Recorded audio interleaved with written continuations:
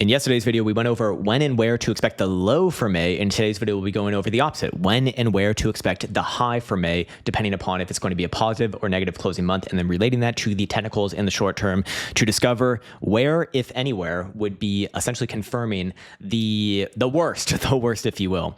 Anyways, we'll start it off here, of course, with the monthly look on Bitcoin. I've gone through each and every past May, and I've recorded the day of the month where the high was put in, and then I also have measured the differential between the open of the month and then the high of the month and recorded that data as well. All of this data has also been bifurcated between positive closing Mays and negative closing Mays. And without further ado, let's just jump into it right here. So Bitcoin May highs, like when essentially have we seen the high of May? And as always, I like to differentiate this data between positive and negative closing months. And we find that for positive closing Mays, in fact, this is quite unique here. We see the highs coming in extremely late within the month. In fact, this has got to be the latest of any month that we've studied thus far for the past, I think, 5 or 6 months now. We see, in fact, several iterations, 4 iterations where the high of the month came on the last day of the month. That means that May essentially just rallied until, the 31st. And for the days where it did not, 28th, 29th, 24th, and the most recent one was only 20th, which is the lowest actually.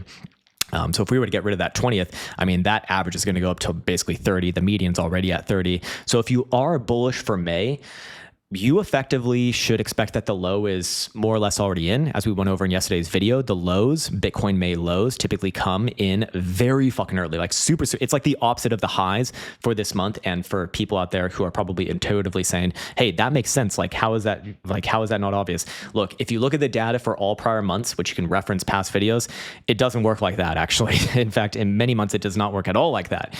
But for May, it certainly does. For positive closing Mays, we expect the low coming in before the first week is over, maybe even around the 3rd day of May. And we are on day number what now? We are on day number 2. So, we've seen, it could very well be that if you are bearish, it's not necessarily that. Anyways, on the other side, for the negative closing Mays, we've typically seen the high come in kind of where you would expect, very early on within the month. The median for this is 6.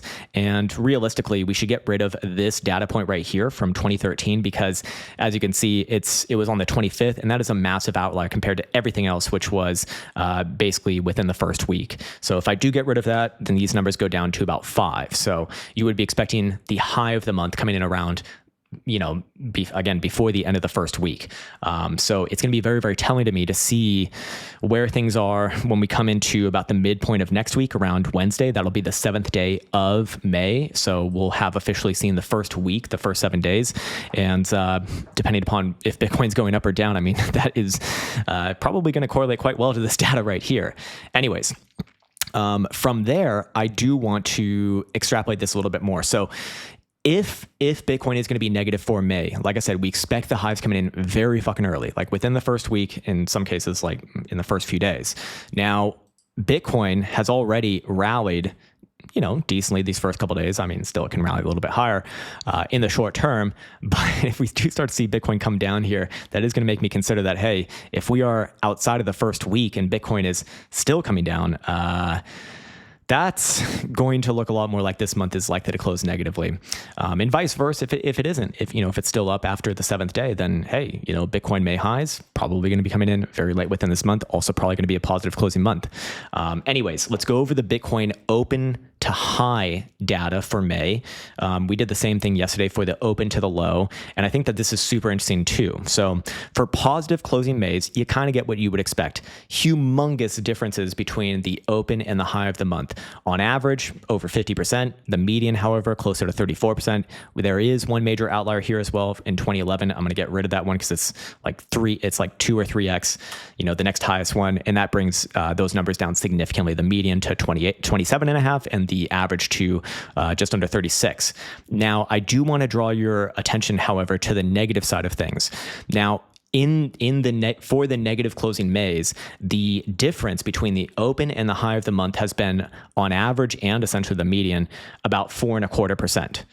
Let's look at what Bitcoin has done thus far for the month of May. If we start from the open at 94,000 and change and go to the high, it's tree fitty right there. So If you are bearish for this month, that very well could be the high right there.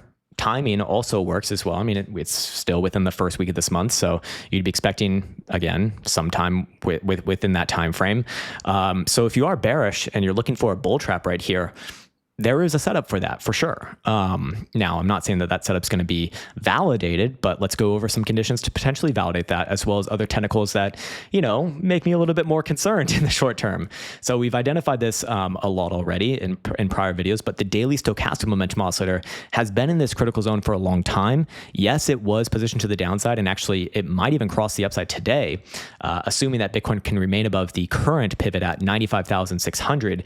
But again, when you're in this zone for a long time, it just makes the current momentum very difficult to keep up. Thus, a pullback does happen. Now, pullback is not the same thing as reversal into major bull trap and down to zero and all these sort of things. No, obviously fucking not. But you can imagine, again, keeping this data over here in mind, if things do come down, even another few $1,000, like it's going to really look like it probably is going to be a negative month, or at least the probability of that is going to go up significantly.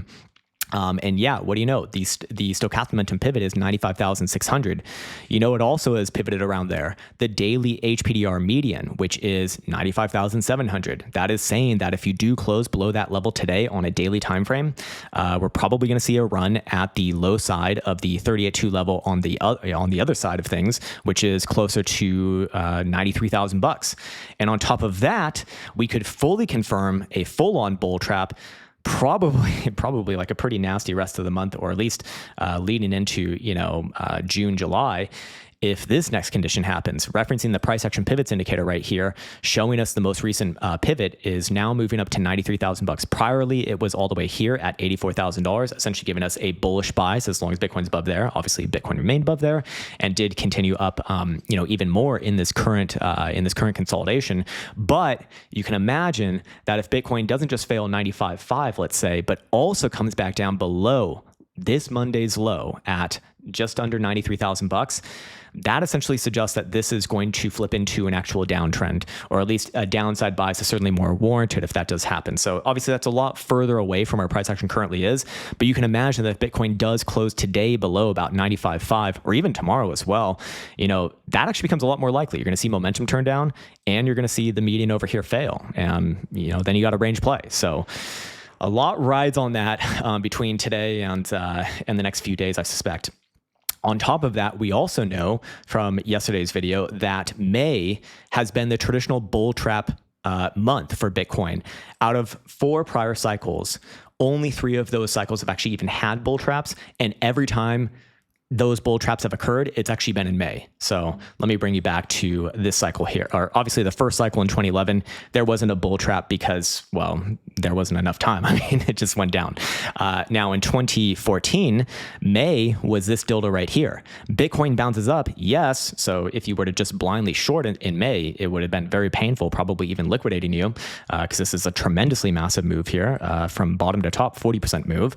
But, between that and the high of June, that was essentially the high. And then it was down only. I mean, this was the bull trap. Maybe it was a month off if you want to be super,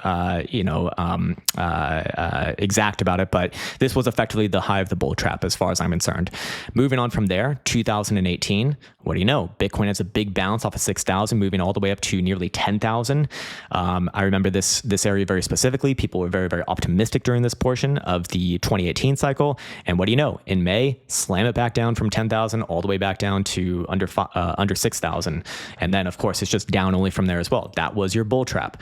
Then again, over here in 2022, in fact, not just in 2022, but also in 2021, although I would say this is the actual bull trap here, obviously. Bitcoin had already completed the bull trap at this point. So this one's coming a little bit later. But again, that was effectively, the real markdown phase. And what do you know? In this current one here, I mean, this is May. So timing of it, if it does really start to turn down here, would make me very, very, very, very concerned. Again, I want to massively reiterate the same thing I've been saying now for a few weeks. Yes, I do think Bitcoin can go to new all-time highs, maybe like 120 to 125,000 bucks at most, somewhere around there. Completely open-minded to that. But whether things are ending, now, which I think is less likely to be honest, or whether they're ending maybe closer to September, I do think, that's in terms of timing, we're mostly there. We're mostly there. And I'll release a big video at some point as to why I believe that, similar to the video that I released in November of last year, saying that the cycle, or at least a major high, is going to be made in Q1 of 2025. Anyways, yeah, so we've gone through all of that. I do want to actually come back over here and revisit, of course, the quantum wave bands. Been getting a lot of questions about this, which is really, really cool. Quantum wave bands is essentially just a kind of done-for-you strategy, gives you an idea of where to enter, where to exit, and the probabilities associated with that in the strategy tester down here. This is, by the way, free to try with the trial code. As you can see, in fact, all of our indicator packages are now available to try for free with that code. Again, that would be the Quant Prime, quantum wave bands, Caretaker's full indicator suite, which is fucking awesome. That's where you actually get the HPDR, and even the price action pivots, which is the new kid on the block over here, which is getting really good reviews, especially from newer people, which is cool to see. But the quantum wave bands, of course, I want to follow up on this strategy because we've seen several of these trades fire off as of recent. It did have a nice win over here, longing at 93, closing at 95, and did close the most recent trade as well that we identified on Monday, which was opening at just under 94 and then closing yesterday at 95, 96, something like that.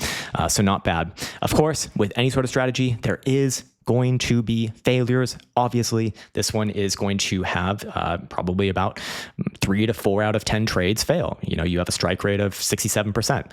And you can see that it did struggle in the early 2025 era. But long term, that's what having an edge looks like. It goes up and to the right, and that's what we want, or at least that's what I want, you know, from a trading perspective. So yeah, anyways, that's again available for you in the Teachable link in the description below. Code is trial in all capitals. And by the way, we're keeping for one day, like just today, this last day, because there's a lot of requests for this and a lot of confusion around it as well, which is interesting, I guess. But comments aside, we're going to keep the price lower for this last day. So starting tomorrow, whenever I wake up tomorrow, I'm going to raise the price for the monthly to from 70 to 90, and also for the lifetime from 1,500 to 2,000. So if you even take the free trial right now, you can actually even lock in the lower price, just assuming you don't let it expire. But yeah, anyways, that's there for you. And of course, that's enough shilling for one day as well. I think that's a good place for me to be leaving off as well. Take care, much love, and see you hopefully in the next one.